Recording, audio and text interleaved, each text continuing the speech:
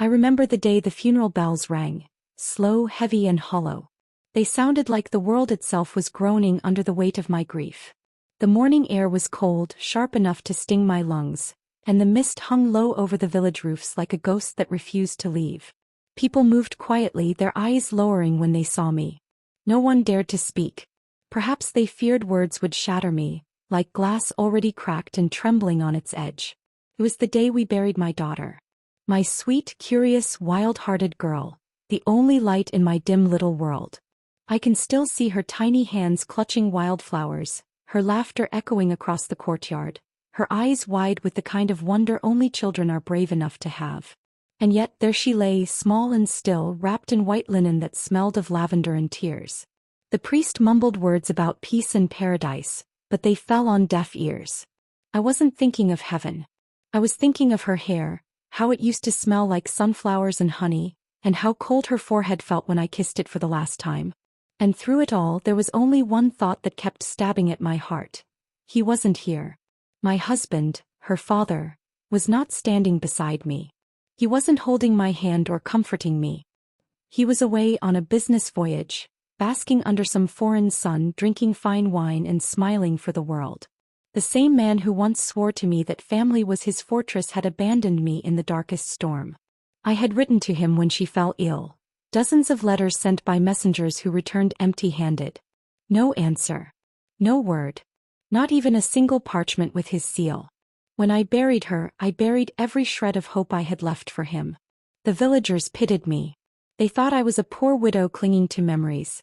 They didn't know that even though my husband still lived, I had already buried him in my heart. As the bells tolled, I watched the coffin lower into the earth and something inside me broke. Not in a way that could be mended, but in a way that created space for something else. It wasn't rage, not yet. It was cold. It was sharp. It was purpose. When everyone left, I stayed behind. I couldn't move. The world felt wrong, too quiet, too indifferent. The sky was the color of ash and the trees stood like mourners. I knelt by her grave until my knees were numb and whispered, "He should have been here." A small wind brushed my hair then, gentle but certain. I don't know why, but I took it as an answer.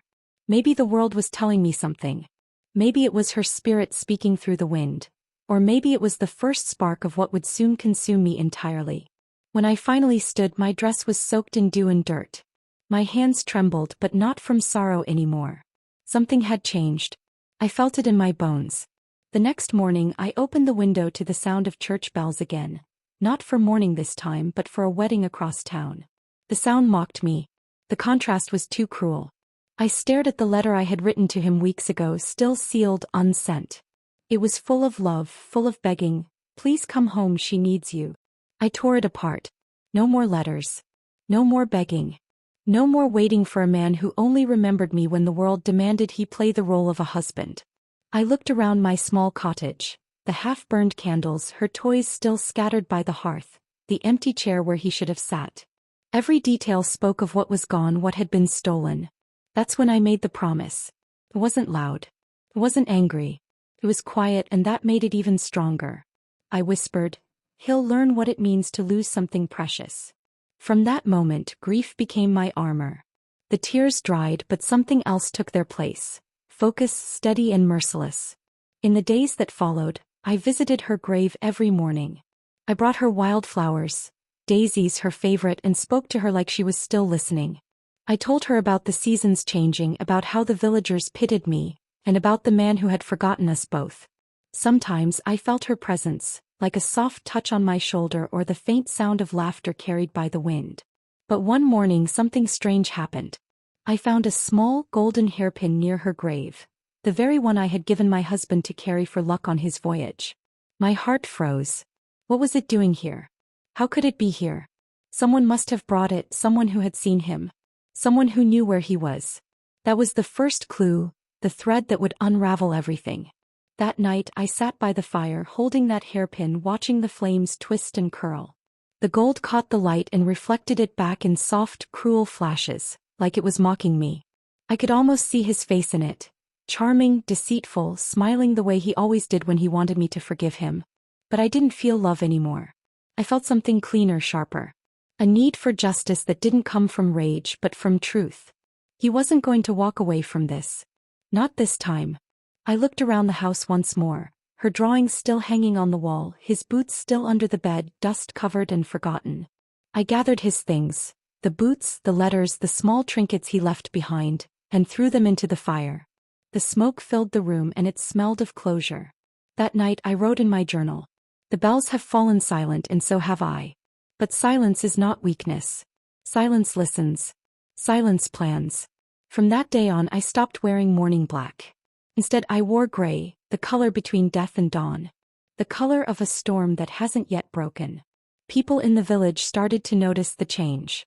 The widow who never spoke much now looked them in the eye. The woman who once trembled at every kind word now held herself like someone who had nothing left to lose. They whispered that I had found peace. But what I had really found was purpose. And deep inside I knew, the bells would ring again one day. But when they did they wouldn't toll for my sorrow.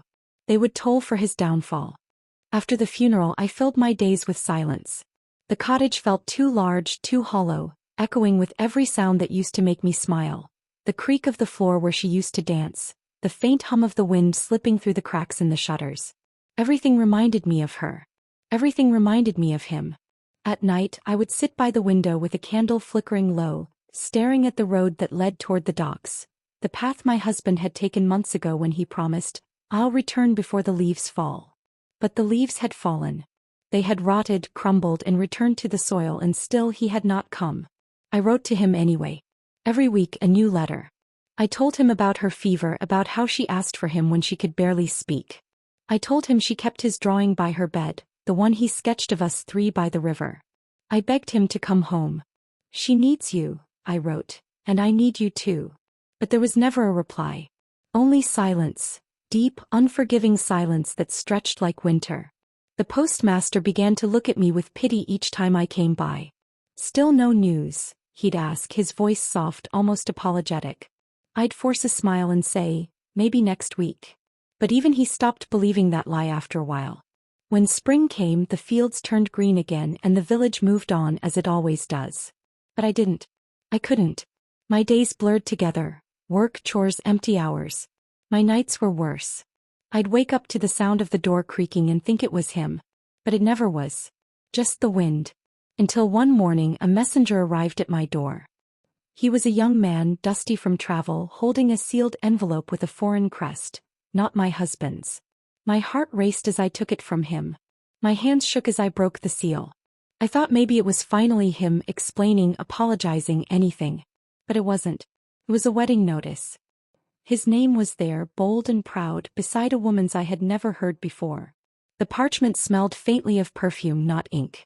I stared at it for a long time, trying to make sense of what I was seeing. My mind refused to believe it. My husband, my child's father, had remarried while I mourned alone. The messenger must have seen the color drain from my face. "Madam, are you unwell?" he asked gently. I nodded without speaking. He left soon after and I stood there, the letter trembling in my hand until the wax seal melted under the heat of my fingers. Then I laughed. I don't know why. It wasn't a sane laugh. It was the kind that bursts out when the world tips sideways and nothing makes sense anymore. I laughed until I couldn't breathe. Then I fell to my knees and screamed until my throat bled. That night I didn't sleep. I sat by the fire, staring into the flames until dawn. Every memory of him came flooding back. The promises, the smiles, the lies. I remembered the way he looked at me on our wedding day, swearing eternal love. I remembered how he kissed our daughter's forehead and called her, "my little star." I remembered everything. And every memory hurt like a blade. By morning my tears had dried into salt on my skin. I looked at myself in the mirror, pale, hollow-eyed but alive.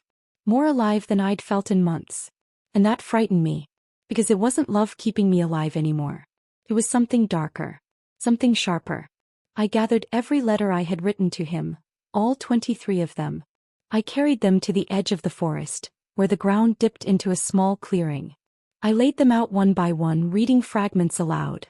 "Come home soon. She misses you. We need you." Each word tasted like poison. Then I struck a match. The flame caught quickly, eating through the paper, curling the edges into black petals. The fire glowed against my face and I watched until every word had turned to ash. When the last ember died, I felt a strange calm settle inside me, like a storm finding its purpose. From that night I stopped calling him my husband. He had buried that title himself. To me he was now a stranger wearing my memories. In the days that followed I began to notice things I had ignored before, things that made me wonder if betrayal had begun long before he left. I remembered the merchant who once brought him sealed letters he never showed me. The gold he hid in the cellar, saying it was for emergencies. The way he avoided my eyes when I mentioned home. He had been preparing to leave us, I realized. Not just for business, for good. The sickness that took my daughter wasn't the only death that year. My marriage had died long before I noticed. Still, part of me wanted to know why. Why he chose her. Why he could forget us so easily. Why the man I had once loved had turned into something unrecognizable. So I went to the tavern. The tavern was where stories traveled. Faster than ships, freer than birds. I sat quietly, listening to travelers speak of foreign cities, distant lands and noble houses. It wasn't long before I heard his name. Lord Renard, the merchant prince, one man said between gulps of ale. Married the Lady of Goldmere, rich widow, young, beautiful. They say he's building a new estate by the sea. I bit my tongue so hard I tasted blood. Lord Renard. He had given himself a title now. My husband, the man who once counted coins for bread, was now a noble. They laughed, calling him lucky. I smiled, pretending to share their amusement. But inside something shifted. If fate had made him a lord, then fate would make me his ruin. I walked home in silence that night. The moon was high, cold and perfect, watching me like an old friend who understood what I had become. I whispered to it. He thinks he's untouchable. But he's wrong. In the following weeks I began to plan. Quietly. Carefully. I sold my few belongings. The silver comb he once gave me, the mirror from our wedding chest, even my daughter's cradle. Each sale bought me coin, and with coin came freedom. The villagers thought I was preparing to move on. You deserve a new start, they said kindly. I nodded, but they didn't understand. I wasn't moving on. I was moving toward. I started asking questions, small, harmless ones at first. Do you know any traders bound for Goldmere? Is there a ship leaving for the southern coast? Each answer brought me closer to him. And then one evening, while packing the last of my things, I found her old locket under the floorboard, the one with our initials carved inside. It was warm to the touch, though the air was cold. I took it as a sign. She was with me still, guiding me toward what needed to be done. I held it to my chest and whispered, I'm not doing this for revenge. I'm doing this for you. But deep down I knew that wasn't entirely true. It was for me too. For the woman who had been forgotten. For the mother who had been left alone to bury her child. For the heart that had been betrayed not by chance but by choice. He had taken everything from me. Love, family, peace, and I would take something far greater from him. His illusion of safety. The next morning I packed a small bag and left before dawn. The village bell rang behind me, soft and distant. For once it didn't sound like morning. Sounded like a beginning. When I returned to the village after selling the last of my belongings, people looked at me differently. They didn't see the same broken woman who had once wept by her daughter's grave. No, they saw something they didn't understand. A calm they mistook for healing. I heard them whisper as I passed, she smiles again. Perhaps she's moving on. It's good she's finding peace. But peace was not what I had found. It was purpose, quiet, cold, deliberate purpose. I began wearing lighter colors not out of joy but because I no longer wanted to mourn in black. I wanted to blend in, to be unnoticed. My smile, soft and measured, became a mask. People trust a woman who smiles politely. They let their guard down around her. The tavern became my second home. I took work there, helping serve wine and clean tables. At first it was simply to earn coin for the road. But soon I realized it was also a place of whispers. A river of rumors that flowed from every corner of the realm. Men spoke freely when they drank, especially around someone they thought harmless. I listened carefully, to traders, knights and sailors. They spoke of noble houses, of distant cities and sometimes, of him. Lord Renard of Goldmere, one knight boasted one night, slamming his cup on the table. Fine man that one. Throws feasts that last for days. Keeps the ports running smooth. Another man laughed. Smooth because he owns half of them now. And the other half pays him to stay quiet. I pretended to pour ale while my heart hammered in my chest. So it was true. He had grown powerful. Gold, land, title, all things he had once claimed to despise. And now he flaunted them like armor. But power attracts enemies. That's what I needed to find, those who hated him as much as I did. One evening, a traveler sat at the bar wearing a scar across his jaw. He drank slowly, eyes sharp, movements precise. He didn't speak much until another patron mentioned my husband's name. The scarred man's hand froze mid-air. "You speak too kindly of snakes," he muttered. The room went quiet. "What do you mean?" I asked softly, feigning ignorance. He looked at me for a long moment as if measuring my worth. "You're Lord of Goldmere," he said. "He ruined men. Took ships that weren't his, taxed traders till they starved. My brother was one of them. Died in debt because of that man." My throat tightened. "I'm sorry," I said, and I meant it. He nodded and finished his drink. "Sorry doesn't fill bellies." Then he rose and left without another word. But that brief exchange lit a spark in me. There were others out there. People wronged by him, people with grudges of their own. I could find them. I could use them. Days turned into weeks. The tavern brought me stories, names and faces. I learned of a merchant swindled out of his ships, a widow stripped of her home, a soldier left unpaid after years of service. Every tale had the same villain behind it: my husband. I started keeping notes hidden beneath the floorboard under my bed. A list of those betrayed and what they had lost. My book of debts, I called it. His debts to be repaid in kind. Yet I still played my part. The gentle widow, the polite smile, the quiet helper. I became what the world expected, and behind that image I planned. One afternoon, as the sun dipped behind the hills, a man entered the tavern wearing a tattered cloak and a soldier's badge. He looked weary but proud. I served him bread and ale, and when our eyes met, something familiar passed between us. Recognition. "You're the widow from Greystone," he said. I froze. "How do you know that name?" "I was a guard there once. Before the Lord abandoned his people." "Lord Renard," I said carefully. He nodded. That's him. Took the taxes meant for the orphanage and left. We tried to speak against him, but he paid off the magistrates." I felt my fingers tighten around the jug. "What happened after?" He sighed. "I left the service. Too much filth in those halls. Now I wander looking for something worth standing for." Something in his voice, tired but true, struck me. I leaned closer and whispered, "If I told you I know where to start cleaning that filth, would you listen?" He looked up, eyes narrowing. Then slowly he smiled. "I would." That night, under the dim light of a single lantern, we spoke for hours. I didn't tell him who I really was, not yet.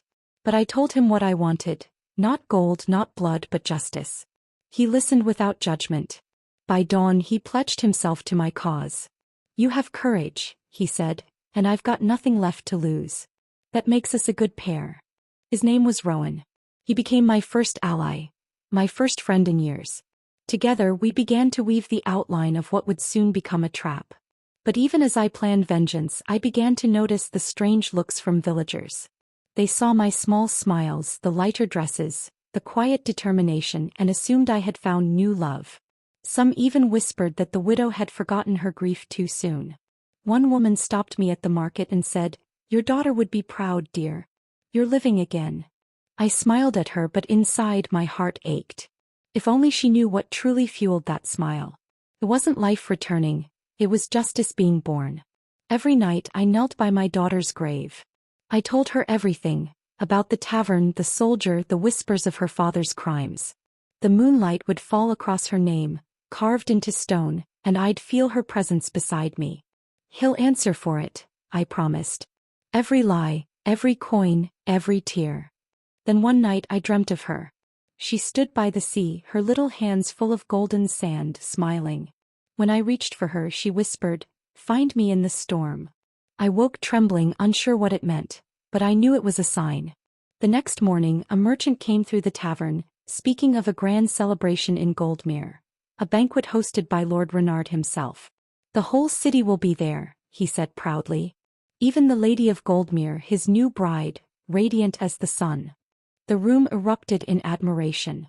I just sat there silent. The storm she spoke of, it was waiting for me in Goldmere. That night I opened my book of debts once more. I I traced his name at the top of the list with my finger.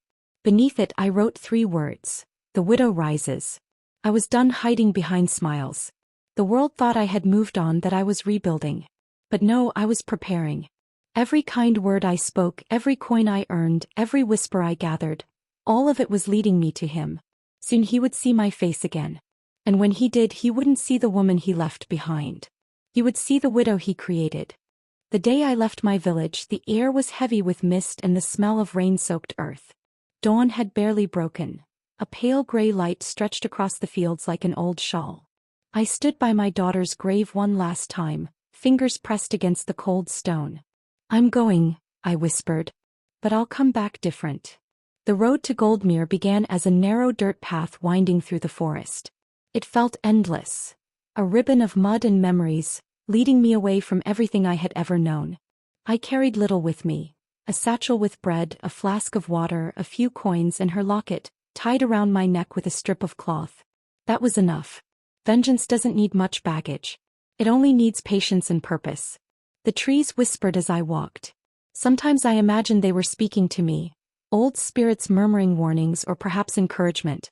The sound of my boots on the wet ground was the only rhythm I had left. Step after step I became lighter, not from rest but from shedding the weight of who I used to be. The woman who once waited by the window for her husband's letters was gone. What walked now was something forged in grief and fire. On the 3rd day I reached the crossroads near the old mill where travelers often stopped to rest. There I met a merchant and his wife on their way to the coast. They saw me, a lone woman in a worn cloak, and offered me a seat by their wagon.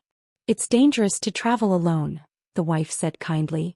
"Bandits love easy prey." I smiled. "Then they'll be disappointed to find I'm not easy." They laughed, thinking I was joking, and let me ride with them. During the journey they spoke of the southern trade routes, of ships filled with silk, spice, and gold. I listened carefully. The name Goldmere slipped through their stories like a thread of poison. A city of luxury built on the backs of the poor. They called it the Golden Shore because its beaches gleamed with fine sand, but I knew better. Gold rarely glitters without blood beneath it. At night we camped by the roadside. The merchant's wife hummed soft songs while cooking stew. I pretended to sleep but kept watch. Old habits of trust had long since died in me. I wasn't cruel, just careful. A week into the journey bandits did come. 3 of them, cloaked and desperate. They surrounded the wagon at dusk, shouting for coin and goods. The merchant trembled, offering his purse, but one of the men grabbed his wife by the arm. Before I could think, I was moving, knife in hand, voice steady. "Let her go." They laughed at first. "And what will you do, widow?" one sneered. I didn't answer. I moved. The blade struck his shoulder before he could finish his insult. The others lunged, but I had already learned what fear could do to a person. How it sharpens you, makes you fast, ruthless. By the time it was done, 2 were running and 1 was bleeding on the ground. I stood there, breath heavy, the firelight glinting off the knife. The merchant's wife stared at me in shock. You saved us," she stammered. "No," I said quietly, wiping the blade clean. "I saved myself." They offered me more food, more coin, but I refused. The next morning I parted ways with them. I needed to travel alone again. The road was cruel, but solitude had become my ally. A few days later I reached the border of the Goldmere province. The difference was striking. Fields stretched endlessly, dotted with marble manors and fattened cattle. The people wore brighter clothes, but their eyes looked emptier. Everywhere I went I saw wealth, and beneath it hunger. In a small riverside town I stopped at an inn for the night. That's where I met the wounded soldier. He sat by the hearth, his arm bandaged, his uniform faded. His face was lined with both age and loss. When I offered him my last loaf of bread, he smiled faintly. "You're kind," he said. "I'm careful," I replied. He chuckled. "There's a difference?" "Only in motive." We spoke for hours. His name was Tomas. He had fought under a noble banner, one that belonged to my husband, though he didn't know it yet. He told me how his commander had promised payment and land but delivered neither. "I lost brothers in that war," he said bitterly. "When we came home, we found the lord who led us had moved to a mansion by the sea." I didn't speak for a long time. The fire cracked between us and I watched the shadows dance on his face. Then I said, "If someone could make him answer for that, would you stand by them?" He looked at me carefully, suspicion flickering in his eyes. You talk like someone with a grudge. Maybe I am, I said. He nodded slowly. Then maybe we're both tired of bowing to men who wear crowns of stolen gold. That night I gave him half my coin in exchange for his promise. When I reached Goldmere, he would help me find those loyal to justice, not titles. The next morning I crossed the final hill and saw it. Goldmere, the city of my nightmares and destiny. It gleamed under the sunlight like a mirage, towers rising from the coast, ships swaying gently in the harbor. From afar it looked like heaven. But I knew better. Heaven doesn't smell like greed. The streets were busy, filled with merchants shouting prices and nobles carried in carriages trimmed with silk. The poor stayed in the shadows, their faces hidden. Every cobblestone seemed to hum with the sound of gold changing hands. I rented a small room in the lower quarter under a false name, Mara, the widow of a merchant. It was close enough to truth to be believable. Every day I walked the markets, listened to gossip, learned the names of his allies. Every night I wrote them down. Small pieces of a puzzle that would soon form the picture of his downfall. Sometimes I would go to the shore at dusk. The sea stretched endless and cold, the waves whispering secrets only the damned could hear. I'd hold her locket tight in my hand and close my eyes. The salt in the air burned my throat, but it reminded me I was still alive, and so was my purpose. Then one evening I saw his banner. A gold hawk embroidered on crimson silk, fluttering above the palace gates. My heart stopped. He was here, close enough to touch, to destroy, to understand. But I couldn't rush. Revenge, I had learned, is a long road, and I was only halfway down it. I turned away from the palace and walked back through the crowded streets, blending in with the noise and the color. For the first time in years I didn't feel invisible. I felt powerful. Because now every step I took was on his land, every breath I drew in was a challenge to his peace. He had built this world out of stolen lives and I was here to tear it apart. Piece by piece, smile by smile, just as he had done to me. The Golden Shore wasn't my destination anymore. It was my battleground. Goldmere was alive that week. Alive in a way only greed can make a city live. The streets shimmered with lanterns strung between marble arches, music spilled from balconies, and laughter echoed in the courtyards like a spell cast to hide the stench of rot underneath. The kingdom was celebrating the Festival of Lights, a week of feasting, dancing, and forgetting.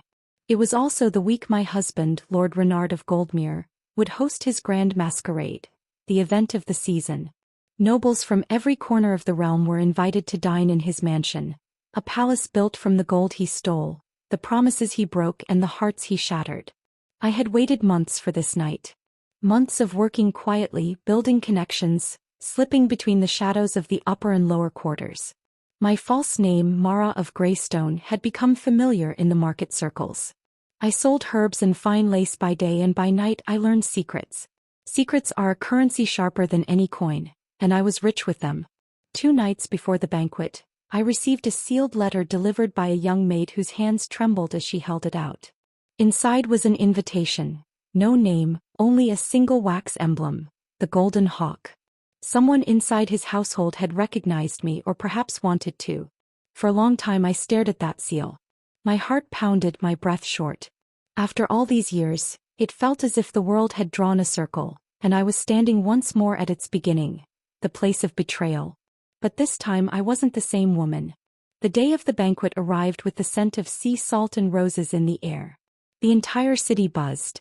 Carriages rolled through the gates of his estate, wheels clattering on cobblestone. From my rented room, I watched the sunset paint the horizon crimson, the color of vengeance and memory.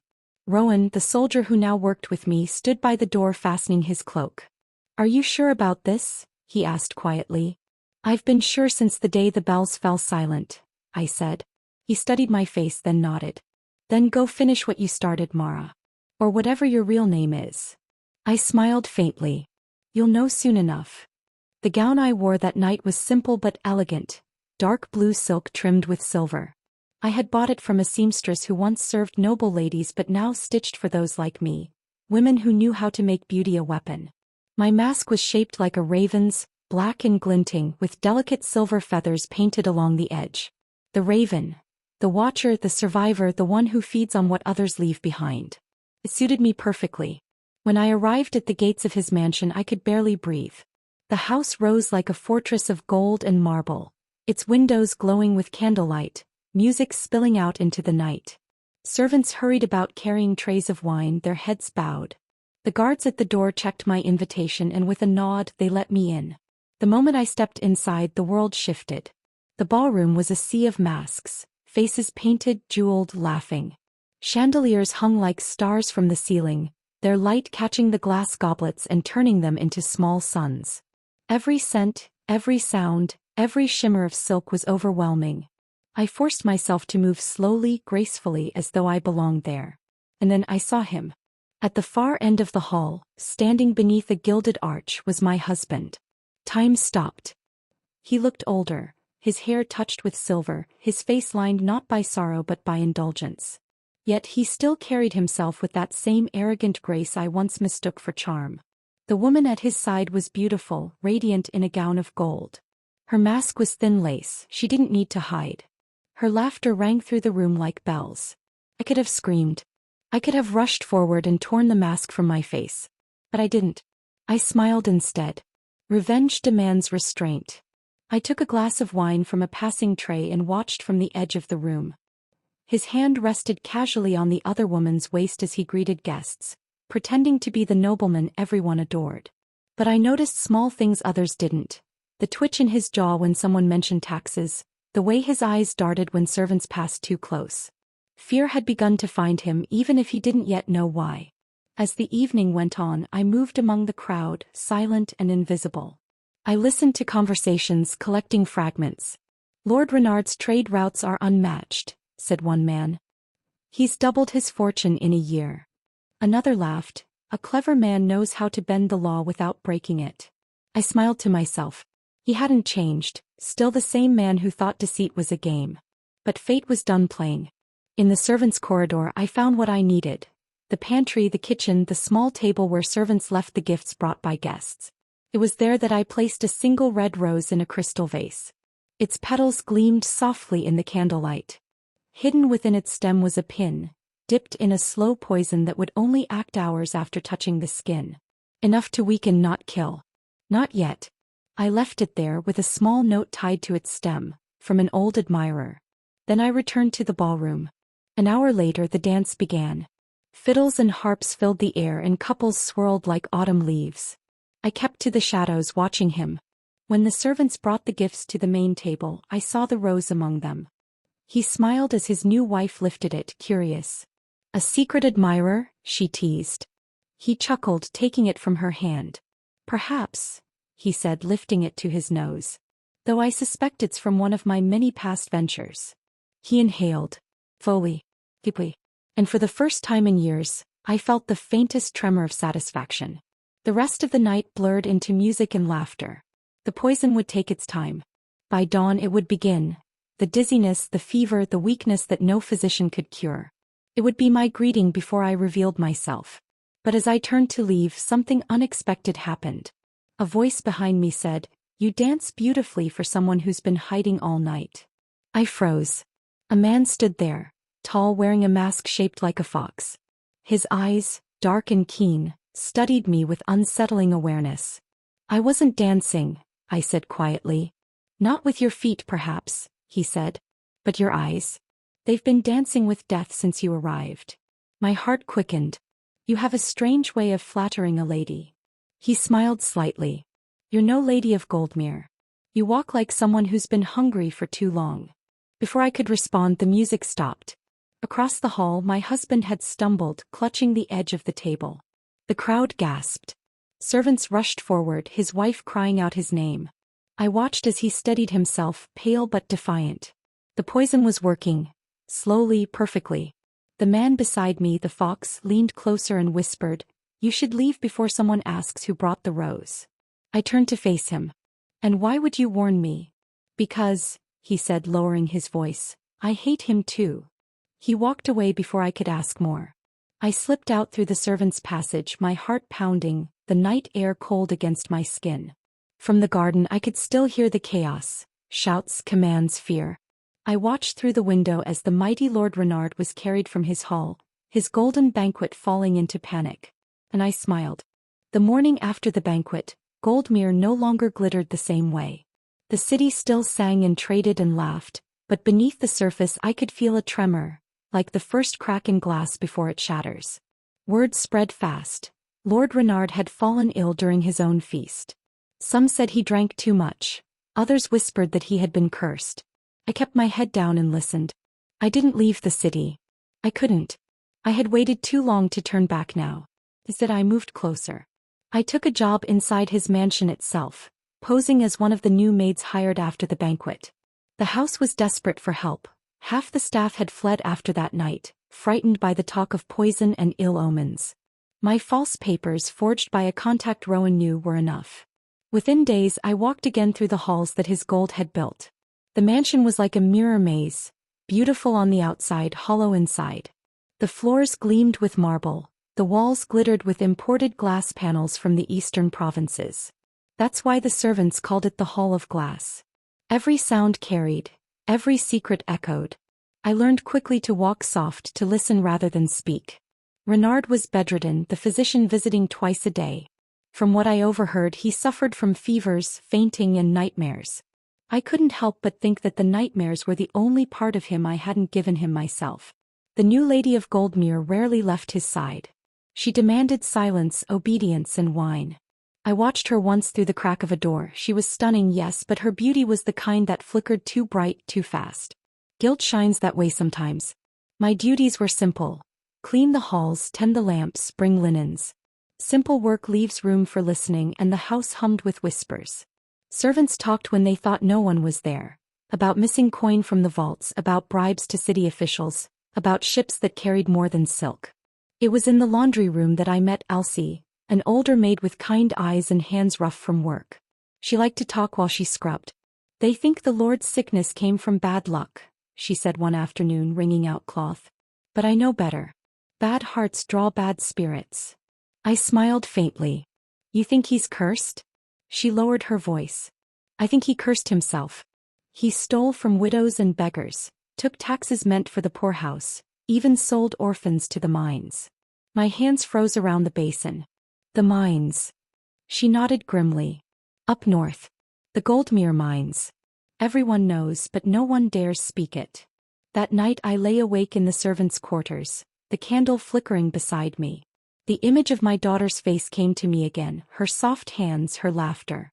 And now I saw other children too, trapped in dark tunnels, breathing dust instead of air. My hatred for him deepened, solid and cold. What he had done to me was unforgivable. What he had done to them was monstrous. A few nights later, the lady herself called for me. I found her in the grand drawing room, sitting before a wall of glass mirrors. Her reflection shimmered in a dozen angles, every one of them perfect. "You're new," she said without turning. "Yes, my lady." She studied me through the mirror. "Where are you from?" "Greystone." "Ah, the north." Her lips curved. "I hear the widows there are strong." My breath caught. For a moment I thought she recognized me, but her eyes were already drifting back to her reflection. "Bring me the blue decanter," she said. "And close the curtains. I hate the morning light." When I poured her wine, she caught my wrist suddenly. Her grip was light, but her voice sharp. "If you wish to survive here, learn to forget what you hear. This house rewards silence more than service." I met her gaze. "And what if silence costs more than it pays?" He smiled, small, knowing, dangerous. "Then you'll end up like the others." She released my wrist. "Now go." I left trembling, though not from fear. The way she said the others lingered like smoke in my chest. Over the next week I began piecing things together. Small details, careless words. There was a secret hidden behind the Lord's sickness and the lady's smiles. One night as I cleaned the study, I found a ledger tucked behind a false panel in his desk. The numbers meant little at first until I saw the names, lists of families, payments, and something labeled shipments, North Passage. I copied what I could and slipped it under my sleeve. Later, Rowan met me behind the stables under the cover of night. When he read the notes, his jaw tightened. "This isn't trade," he muttered. "These are slave records." "Children," I whispered. He looked at me. "You have proof enough to destroy him." "Not yet," I said. "He built his empire on deception. I'll tear it down the same way, quietly." From that night on, Every step I took in that mansion had purpose. I fed the right rumors, left small clues where they'd be found. A merchant discovered that his payment had vanished. A noble realized his promised goods were never delivered. Bit by bit his allies began to doubt him. The poison still gnawed at him, but the real sickness, the one eating his empire, was my doing. Then one evening as I dusted the hall outside his chamber, I heard raised voices. "I told you." It was the lady, shrill and furious. "You've angered someone powerful. This isn't illness, it's punishment." Renard's reply was weak but filled with the same arrogance I remembered. "Nonsense. I've made enemies all my life. None dare touch me." "Someone has," she hissed. There was silence, then the sound of breaking glass. I stepped back quickly, heart racing. Through the cracked door I saw him, pale, sweating, clutching a goblet that had fallen from his hand. His eyes were wild, scanning the mirrors on the wall. "Do you see her?" he gasped. "She's there, she's watching me." The lady backed away, terrified. "Who?" He pointed at his reflection. "My wife." My throat tightened. He was seeing me in every shadow now. Guilt and poison were devouring him from within. That night, I returned to my room and stared at my reflection in the tiny shard of mirror above my bed. "He's starting to remember me," I whispered. "Good. But vengeance once started is hard to control." I told myself I only wanted truth exposed, but the truth was no longer enough. I wanted him to feel everything I had felt. The helplessness, the silence, the endless nights of waiting. A few days later, the lady fled the mansion. The servants said she left before dawn with her jewels and her fear. The city gossiped wildly. The lord was cursed, the lady abandoned him, the fortune of Goldmere was collapsing. I kept working, silent and steady, until the day I heard he had ordered a private feast for his remaining allies, to prove he was still in control. The last flicker of pride in a dying fire. As I polished the hall of mirrors before the event, I caught my reflection a dozen times over. In each one I looked different, stronger, colder, more certain. For a long moment I stood there, surrounded by all the versions of myself I had become. Widow, servant, avenger. Then I whispered to them all, "The glass will break soon." And somewhere deep within the mansion I heard him cough, weak, broken, afraid. My work was almost done. For days the mansion was quieter than a churchyard. Even the wind seemed to avoid the windows. Lord Renard stayed hidden in his chambers, his servants creeping through the corridors like mice that feared the cat had gone mad. He refused visitors, refused food, refused the sunlight that once warmed his gardens. But pride never stays silent for long. One afternoon I overheard the physician pleading through the door. "My lord, you must rest. The fever." "Enough," Renard snapped. "Summon the council. I will host a banquet by week's end. Let them see that I and Goldmere still stand." His voice broke at the end of the sentence, yet the order was given. A banquet, the same word that had begun his fall. I should have felt pity, but there was only a strange calm inside me. Fate, it seemed, had a fondness for circles. That evening I went to the garden where the old glass house stood. The place was overgrown, vines crawling through cracked windows, the smell of rot heavy in the air. I searched among the thorns until I found what I needed. A single rose still alive, its petals blood-red against the green. I cut it carefully, pricking my finger on a thorn. A drop of blood slid down the stem and vanished into the soil. "Perfect," I whispered. "Every poison needs a touch of truth." The next day Rowan brought me what I had asked for, a vial of clear liquid distilled from the venom of desert serpents. "It won't kill quickly," he warned. "It will burn through his veins first, like guilt made flesh." "That's exactly what I want," I said. He looked at me for a long time. "You've changed." "I've only become honest." We prepared the rose together. I dipped its stem into the vial, watching the poison soak through, turning the green a shade darker. Then I tied around it a small ribbon of white silk, the color of mourning. When the banquet came, the rose would be my gift. 3 nights later, the great hall filled once more with music and masks, though the laughter sounded forced this time, brittle and nervous. The air smelled of fear disguised as perfume. Servants moved quietly, avoiding eye contact. Guests pretended not to notice the empty chair where the Lady of Goldmere should have sat. I worked among them, invisible again. No one looked twice at a maid carrying wine. My hands were steady, my face calm, but inside the storm was raging. Every glance at him across the room, paler now, thinner yet still proud, fueled it. When the time was right, I placed the rose upon his table. It stood alone in its vase, gleaming softly in the candlelight. From my corner of the room I watched him notice it. He frowned, curious, then read the small card I had written. From one who remembers. He lifted the rose, turning it in his hand. The hall grew silent, as if the walls themselves were holding their breath. "Who sent this?" he asked aloud. No one answered. He smiled, weakly, arrogantly, and brought the flower to his face. "Then I shall thank her myself," he said, and inhaled its scent. The poison was gentle, clever. It needed only that moment of breath to begin its work. He placed the rose back in the vase, none the wiser, and raised his cup for a toast. "To loyalty," he said, his voice hoarse. "To friends who remain when fortune falters." How strange, I thought, that he could still speak of loyalty without choking. As the night wore on, I could see the change. His hand trembled as he lifted his glass again. A thin sheen of sweat gathered on his forehead. He blinked too often, as if the world kept shifting in front of his eyes. I stayed near, silent, watching every heartbeat echo the venom's progress. When he finally stood to speak again, his knees gave out. The goblet fell from his hand and shattered, wine spilling like blood across the tablecloth. Gasps rippled through the hall. I moved closer, slipping through the panicked crowd. "Fetch the physician," someone shouted. I reached him first. He was kneeling, clutching the edge of the table, his breath ragged.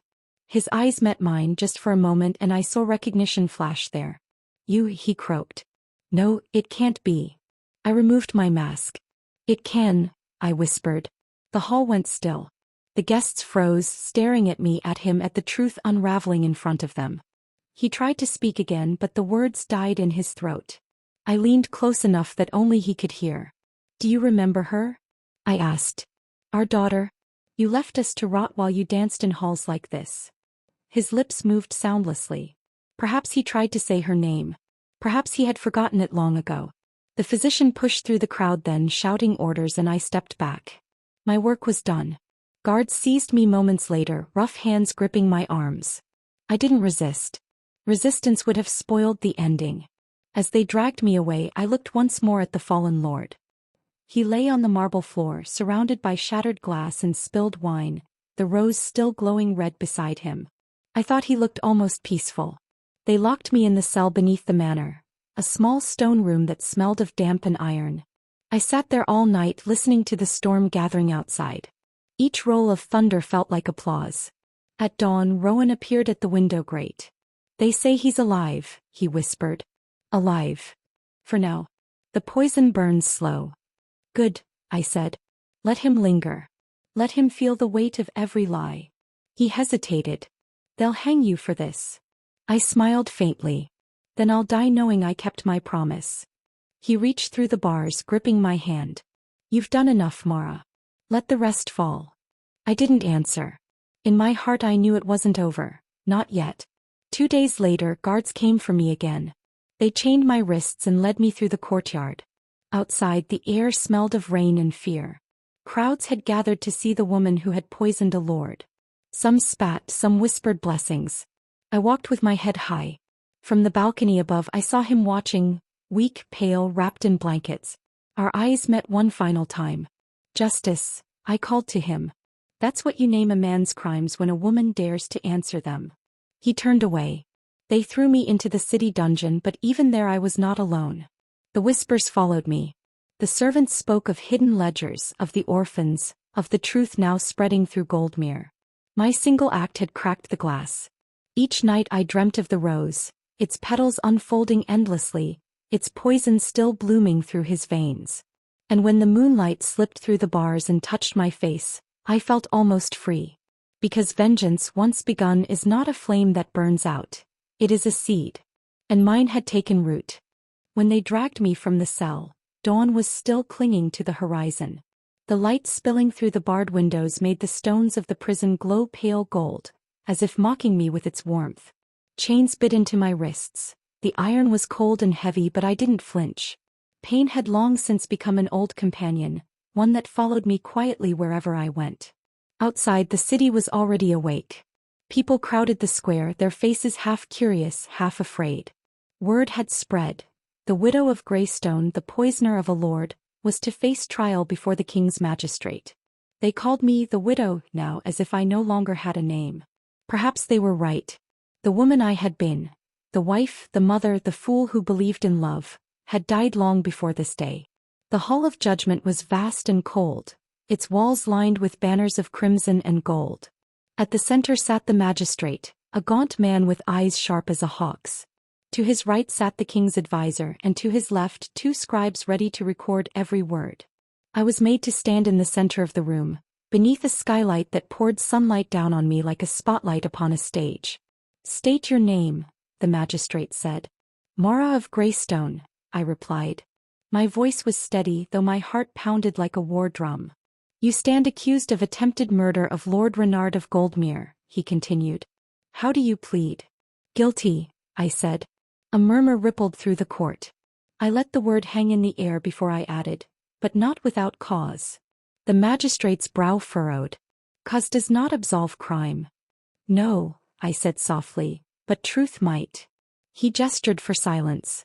"You will speak your defense." I took a slow breath. "I was his wife once," I began. "He left me and our daughter to starve while he built his empire of lies. When she fell ill, I begged him to come home. He never did. He was too busy stealing from the widows and the poor, selling children into mines, filling his coffers with gold taken from those he swore to protect.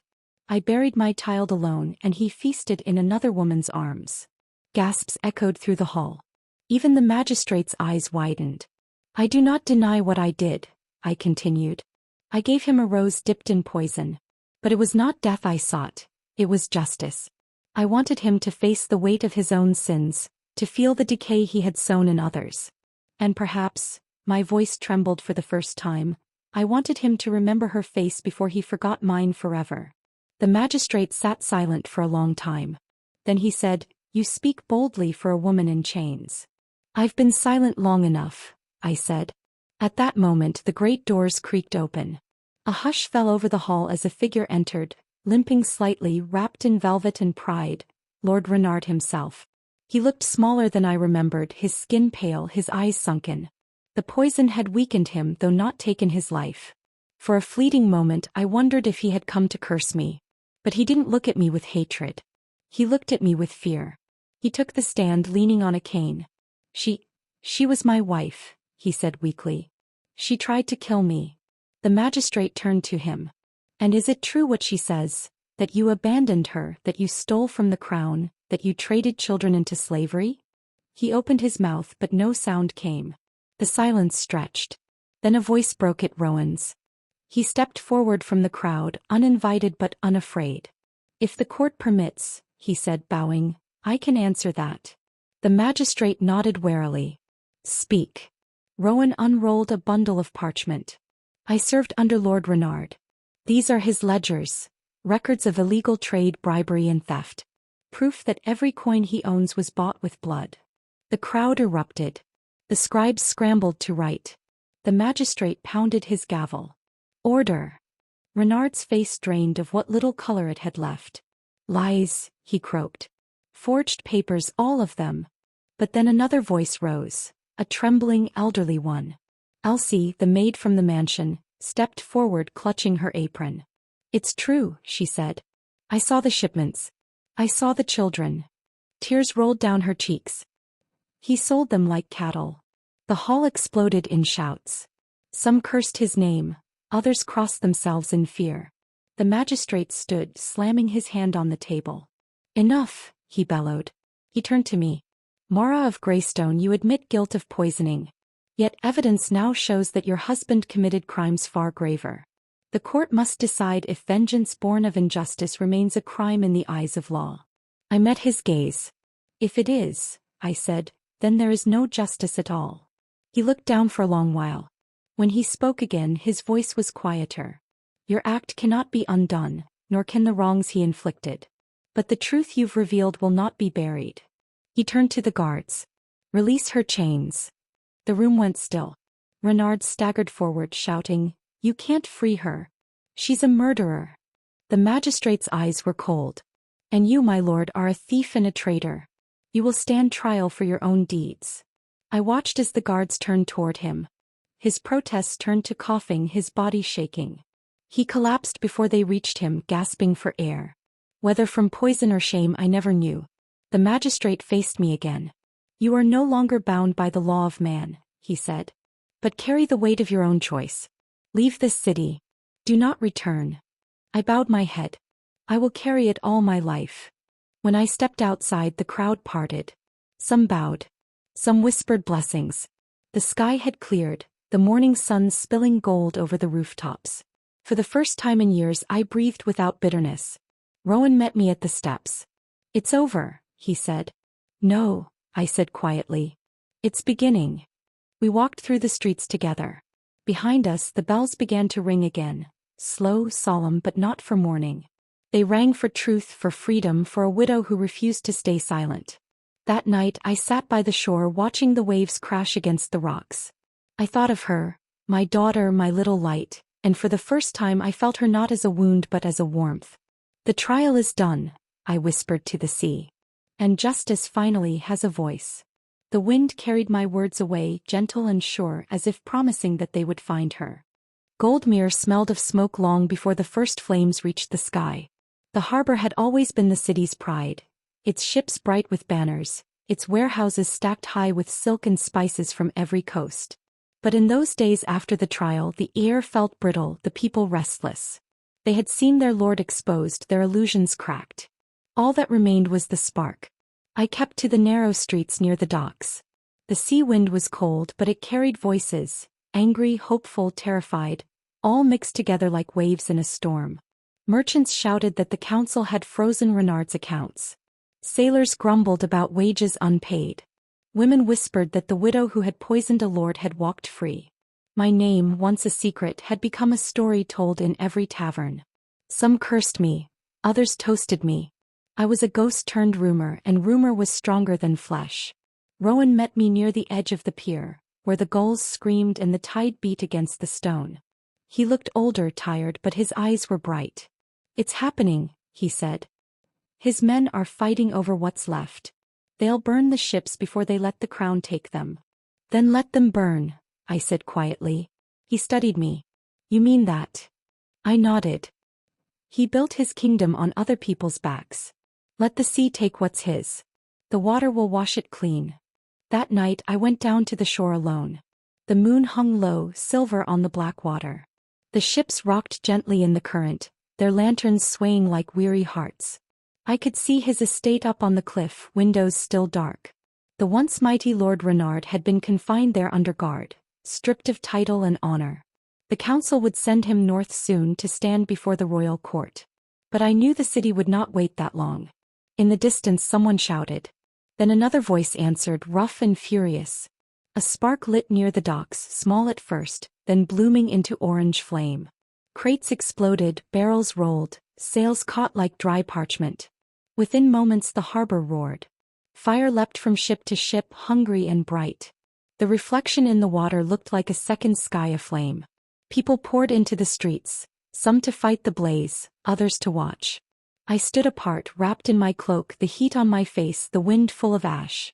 The fire wasn't mine, but it felt like it belonged to me all the same.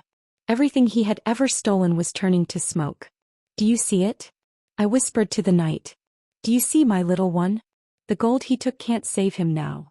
The flames climbed higher, swallowing masts and ropes, licking at the warehouses where his ledgers had once been kept. Each one fell in on itself with a sigh, sending sparks into the sky. The crowd cheered when the largest ship, his private galleon, burst apart in a shower of light. Its name, the Lady's Fortune, vanished beneath the waves. Rowan found me in the chaos. "You shouldn't be here," he shouted over the roar. "I need to see it end," I said. He grabbed my arm. "If they find you, they'll blame you. Let them. They already have." We watched until the fire reached the farthest pier. The smell of tar and salt was thick enough to taste. I felt no triumph, only an aching stillness, as if something inside me had finally burned out with the ships. When the first rain began to fall, the fire hissed and shrank, smoke curling into the dark like ghosts returning to the sea. By dawn, nothing remained but blackened beams jutting from the water. The city was quiet again, hushed as a graveyard. I walked through the ruins barefoot, the wet ash soft under my feet. The harbor that had once been Goldmir's heart was now a scar. At the far end of the pier I found a piece of twisted metal, the remains of a locket clasp. It gleamed faintly beneath the soot, shaped like a heart. My breath caught. I knelt and picked it up, brushing away the ash. It wasn't hers, not my daughter's, but it reminded me of the one she used to wear. A sign maybe that it was time to let go. When I returned to my small room I packed what little I owned. A single dress, a few coins, a lock of her hair wrapped in cloth. I had thought vengeance would fill the emptiness, but it only cleared the space for something quieter. Something I didn't yet understand. Rowan knocked on the door before I left. "Where will you go?" "Home," I said. The word tasted strange. "To Greystone. There's a school there now, or so I heard. Maybe they need a teacher." He smiled sadly. "You've earned your peace." "Peace isn't earned," I said.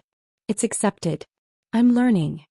Outside, the morning sky was pale, the air thick with the smell of wet smoke and salt. As I walked past the harbor one last time, I saw children picking through the wreckage, laughing as they found bits of colored glass washed up on shore. Life, it seemed, had already begun again. I reached the edge of the pier and looked out at the endless sea. The horizon was clear now, washed clean by rain and fire. I took the small golden locket from my pocket, the one that had once belonged to my daughter, and held it tightly.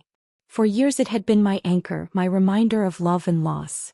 Now it felt like a weight. "I kept my promise," I whispered. "He'll never hurt anyone again." Then I opened my hand and let the locket fall. It struck the water without a sound, vanished beneath the ripples, and was gone. For a moment I waited for grief to rise, but instead there was only stillness, deep and gentle. The kind that feels like forgiveness though you don't quite know who it's for. Behind me the city bells began to ring again, faint and steady through the fog. Not for mourning this time, but for rebuilding. Goldmir was scarred, yes, but it would live. And so would I. I turned away from the water, my cloak whipping in the wind, and started walking toward the northern road. Each step felt lighter than the last. The smoke thinned behind me, the horizon widened ahead. The world, for the first time in years, seemed wide enough for something other than pain. That night I slept by the roadside, under a sky streaked with fading embers from the city's fire. I dreamt of her again, my daughter running through a field of wildflowers, her laughter clear and bright. When she looked back at me there was no sorrow in her eyes, only peace. When I woke the dawn was breaking. The sea behind me glowed gold in the rising light, as if the flames had been reborn into morning. I smiled, whispered a quiet goodbye to the past, and kept walking. The widow's revenge was over. What began with loss had ended in fire. And in the ashes, something new waited to grow.